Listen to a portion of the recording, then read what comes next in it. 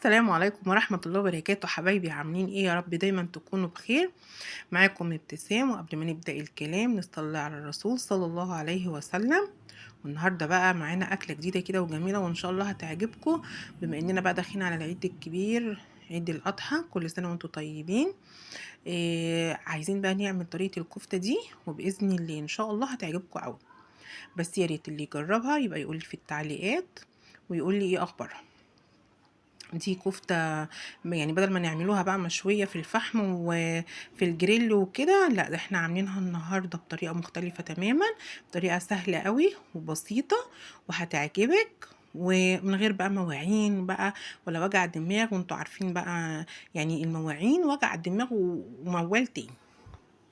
تعالوا نشوف النهاردة احنا معانا قد ايه من اللحمة. معانا نص كيلو لحمة مفرومة، وعليها حوالي ربع كوباية برغل، متنقي ومتنضف ومغسول ومنقوع شوية كده حوالي ربع ساعة. وبعد كده تصفيه كويس قوي وتحطيه على اللحمة. ومعانا هنا قد بصلتين كبار مفرومين، وانا حطاهم بالمية بتاعتهم لان البرغل هيشرب المية، هيشرب ميه البصل، ما فيهاش اي مشكله خالص.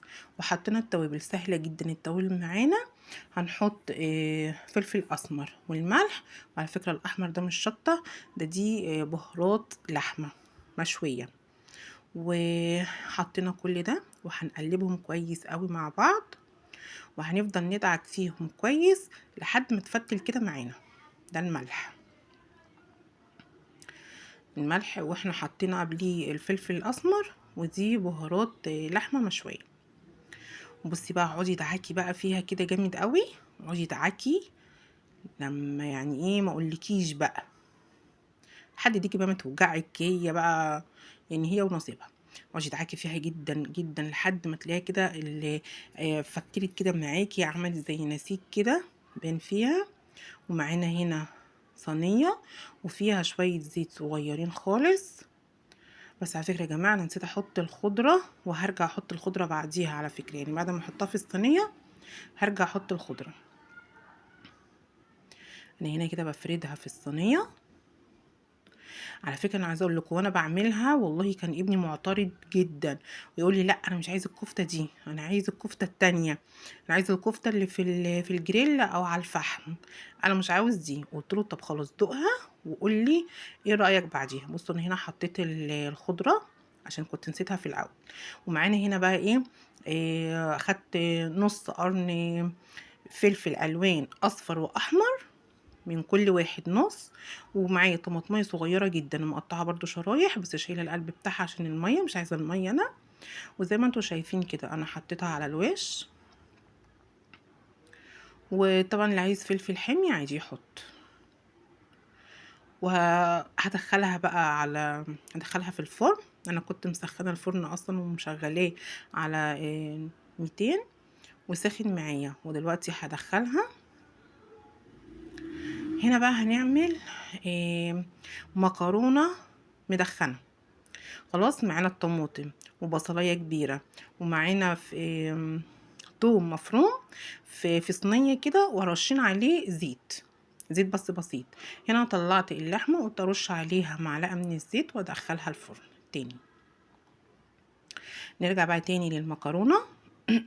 المكرونه المدخنه دي اهي طلعت اصلا كمان، كانت استوت الحمد لله اللحمه وطلعت، وده كان شكلها الاخير. تمام.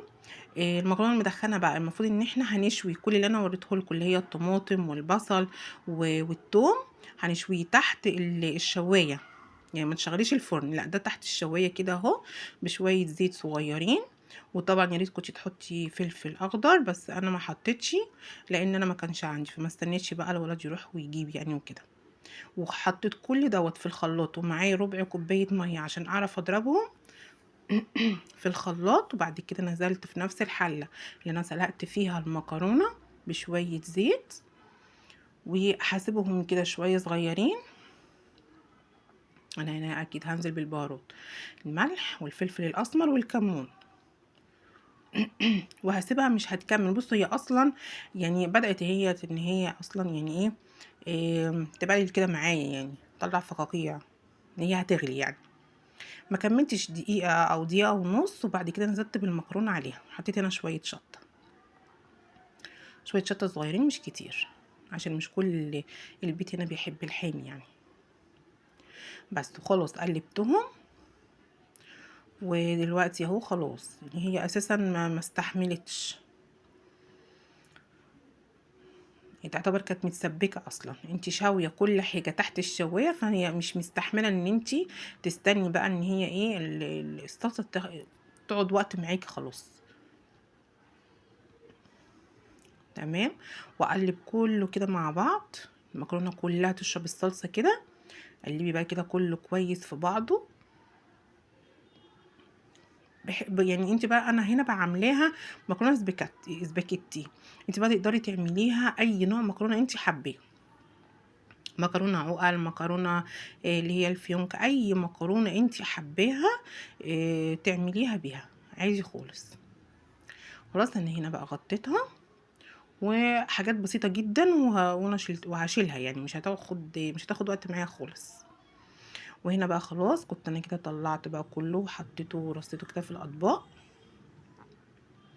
بصوا بقى هنا اللحمه، والله عايزه اقول لكم ابني اللي كان زعل ان انا عملتها كده، لا ده كان مبسوط جدا، وكان طعمها تحفه تحفه كده بمعنى الكلمه يعني.